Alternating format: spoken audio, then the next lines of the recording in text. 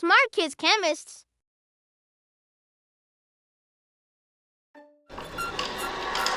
Hello, learning buddies. Today, our smart kids are becoming young chemists, just like the brilliant minds who changed the world. Are you ready? Let's meet these amazing scientists. I love learning about all the elements. There are so many cool ones. Dmitry Mendeleev organized the periodic table, a map of all the building blocks of matter.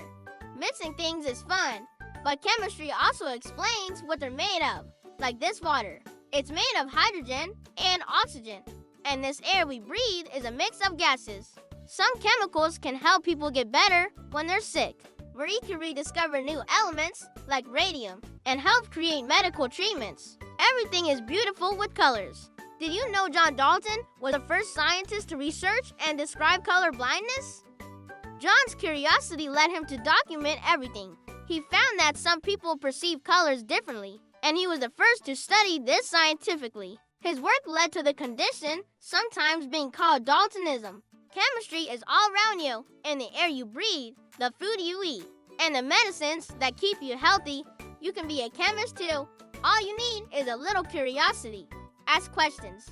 The answers are all around you.